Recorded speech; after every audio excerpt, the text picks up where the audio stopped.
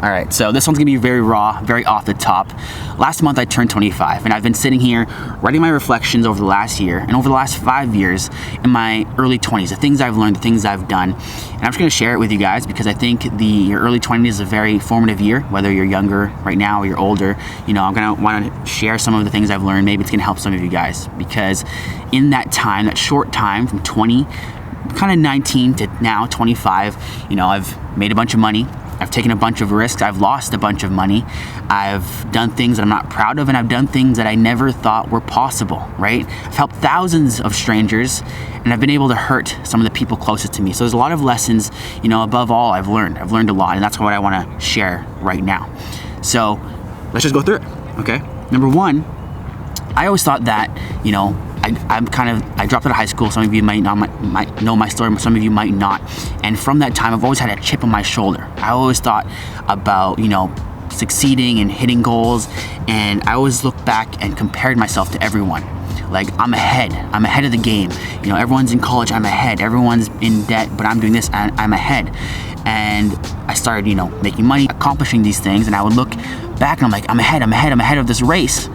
And I turned back to look behind me, and I looked in front, and I realized no one was racing me. I was not in a contest. So I think that was a big realization when you realize no one cares, and there's no one to measure yourself up against except for yourself.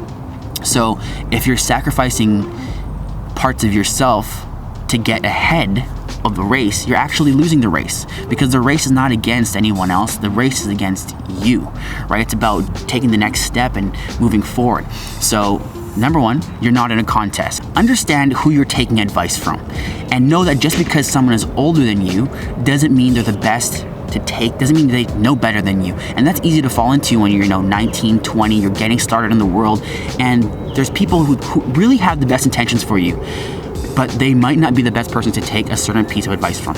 My worst probably financial mistake. When I was 19 years old, I had the opportunity to buy a property. It was a apartment suite here in Vancouver, 1-bedroom apartment, and it was 2017. It was $120,000, something like that, and I could have got the thing for $5,000 down. And I was ready. The paperwork was already done. I already put a deposit in. I was ready to sign the paperwork, and then I got advice from one of my relatives. He said, "Hey, are you sure you know what you're doing? This might not be a good idea. You're kind of young. People might take advantage of you." And he scared me out of the deal. I was like, "Whoa, okay. Maybe I'm being a little naive with this property." I thought I did all the research. I've been researching for a year, and I was ready to do it, but then I backed out. Sure enough, a year later, the property was worth $360,000, and I just lost out. And years later, I realized, I took advice from someone that never has bought a property of his own, that has never invested in real estate, has never really studied real estate, and I got scared away by his advice because I took it to heart without vetting and understanding where that advice was actually coming from. So that's number two. Okay, placing too much value in things that don't serve me, or things that distract me from what I actually want to be doing. This is something I'm actually literally dealing with and going through and working through right now, is learning a little bit to detach and looking at my life and seeing, hey, is this really important? Why do I have this? Why do I drive this car? Why do I live in this place? Why do I do these things? Why do I, all these things, and questioning everything that I'm doing and seeing, how is this serving me? How is this helping me? And do I have it just because someone else values it? Do I have it just because I think someone else will value that and think highly of me or think differently of me because I have these things?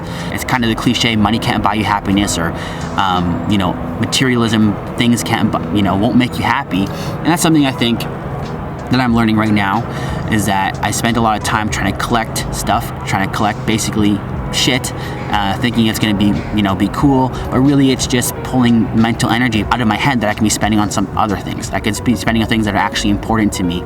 But I think I couldn't have figured that out until I really realized what was important to me. Because I think when you turn, this might sound funny to those of you that are older, I think when you turn 25, you realize, holy shit, time is really fast.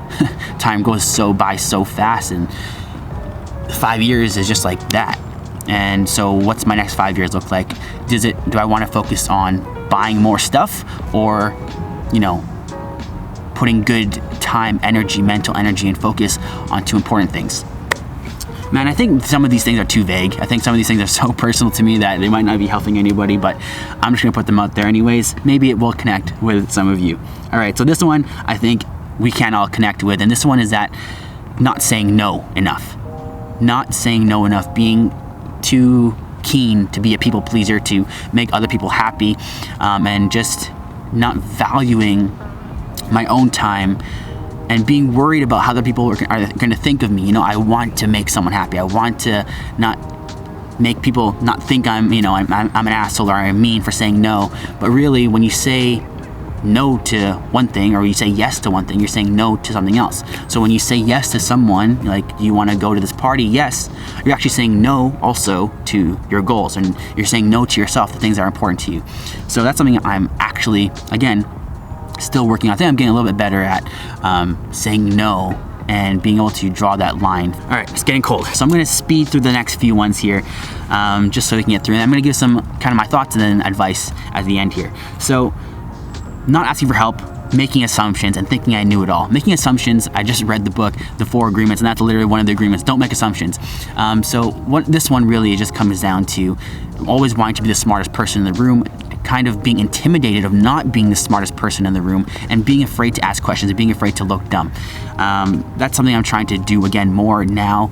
All right, so the last one here, I think this is one that really just sums up what it's like to live in your early 20s, and hopefully something I can get a little bit more away from as I get older, which is trying to please everyone else, seeking validation, and falling into groupthink. Now, I think that's just what it's like to live, be youthful, is, you trying to find your group, you trying to find your tribe, you try to impress your tribe, you try to get validation from people that you think are cool. And I think now, at least I'm starting to realize that it's a huge waste of time. Like, it's a huge waste of time, it's a huge waste of mental energy to try and form the opinion of someone else. You can't do it. No matter how perfect you think you can be, no matter how cool you think you can be, people won't like you. People aren't gonna like you, people aren't gonna vibe with you, people are going to think you're dumb, people are going to think you're an idiot, people are going to think all kinds of things about you, and it's just nothing you can do about it. So, living for validation from others is just a massive waste of time. And yeah, that's basically things I've learned in my early 20s. Now I'm going to give some advice to people that are now under 25. If you're over 25, maybe share your sage advice as well. I'm sure, I'll do this maybe every year now. So fail fast. Because as much as you research, this is something I'm happy I've done, is that I've never been too stuck in analysis paralysis. I usually just kind of run at the wall. Maybe I break the wall, maybe I hit my head on the wall and pass out, whatever. But fail fast, because research can give you knowledge, but only failure can give you wisdom. The only way you can learn something and really have it stick with you as a life lesson is that you felt the pain of that lesson, and then you tried to solve it yourself, and then that sticks with you. Like, that's why I've made so many mistakes in my early 20s that people told me not to do, that I read in books that was going to be a mistake, and I still did it, because I think that's really the only way human beings can actually learn. So fail fast and do as many things as fast as you can, and just do it. Okay. Next, the only opinion that matters is the one you hear when you're laying in bed. Literally, the only opinion that matters is the one you hear when you're laying in bed, not anybody else's. And I remember recently, as I was trying to go into this more sage mode of life, I was at a house party. All right, I gotta move, guys, because the sun's in the way now. But as I was saying, I was at a house party, and I was like, no, I'm not gonna drink anymore. I'm kind of done with that. And one of my friends was like, JT's a bitch now. JT's a bitch.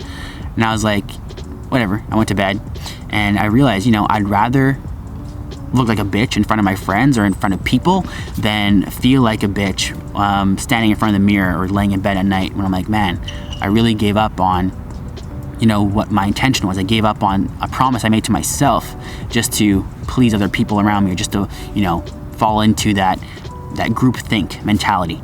So yeah. Next, opportunity cost is your largest expense. Opportunity cost is your largest expense, especially when you're younger, because the quicker you start something and getting results and compounding those results, the greater the exponential growth will be as you age. So what I mean by opportunity cost being your largest expense is that, I'll give you a very personal example. Say it saves you money to live with a bunch of people, a bunch of roommates, and it saves you money, maybe $200 a month. That's great. It's a big expense. $300 a month is a big expense. But what's the opportunity cost of living with people that don't align with you? What's the opportunity cost of living in an environment that doesn't help you grow and that doesn't help you thrive? I'm sure, you know, at the end of the day, when you look back over 2 years or 3 years, the opportunity cost is going to be a much larger than the $300 or $100 you save every single month. That's just an example off the top of my head because it's relevant to me. Don't try to grow up too fast, okay? You only get one shot at being young. This is something that I did. I was like, well, I got kicked out of my house, so I was kind of forced to grow up fast. But if I could, and for those of you, you know, I see friends who are wanting to do the same thing, or my little younger cousins that were wanting to do the same thing. I'm like, why are you doing that, right? Stay at home, take the bus, you know, grind, do a bunch of hustles, like eat canned tuna as long as you can, and just be broke. Like, there's nothing wrong with being broke, or living broke at least, right? Live that style and live below your means for as long as you can, because the second you start, you know, moving into a bigger house or doing these things, it's harder to go backwards than it is to go just stay there. All right, so let's finish off now with the last two things. Challenge your beliefs. Always challenge your beliefs, because the beliefs you have now at 20, the beliefs you have at 17, 19, really were instilled into you by your environment, by the people that you're around, your family mostly, your friends. So, you know, as you come into adulthood, you got to think, why do I believe what I believe? Are these beliefs what I actually want to believe? Are these beliefs true to me? Or is this just something that was passed down to me? So challenge your beliefs all the time. Paradigm shifts. And I think the first paradigm shift for me was reading Rich Dad Poor Dad, and that really did change my life. And finally, I'm going to close off with saying, you can't always find joy. In fact, you can't chase happiness. It's not something that can be chased. It's not something you can actually attain. So it's like, I've said this in a previous video, it's like trying to catch the sun or trying to catch light in a bottle. So there's a sun right now. If I try to capture that literally in a bottle right now, it'll look like I captured it because it's in the bottle. You can see it passing through. But eventually that'll just escape because you can't hold it. It's a fleeting thing. The true power, the true win is being comfortable enough in yourself and what you're doing that you are comfortable in the darkness, right? It's not about catching the light. It's about being fulfilled and having a life of meaning, whether it's light or whether it's dark, because darkness will come, lightness will come, but you got to be centered in yourself that you can endure all of it. So that's kind of my last message, and that's kind of the last message that I want for myself to see. Maybe if I watch this video in the future, if I forget this, is that you can't always seek happiness, you can't find happiness, you can't chase happiness. I don't think life is about happiness. I think life is about doing something with purpose, doing something with meaning, and having that feeling of fulfillment. So those are my lessons in my early 20s. Now that I'm old, in my mid 20s, hopefully some of those help you. Hopefully some of that, you know, resonated with you. And I think for those of us that are 25, it's a great time to, you know, it's a great age. Like, I think a lot of us, my generation, maybe all generations is like this.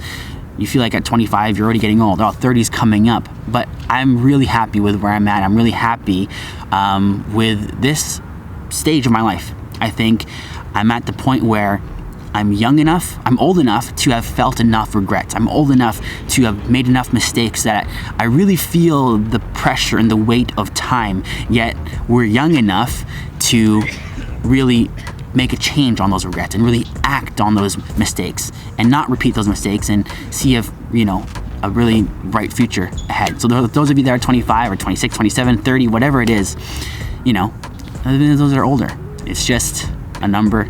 And the biggest thing is that you learn from the past. Now, this was a super long video. Hopefully you guys enjoyed it.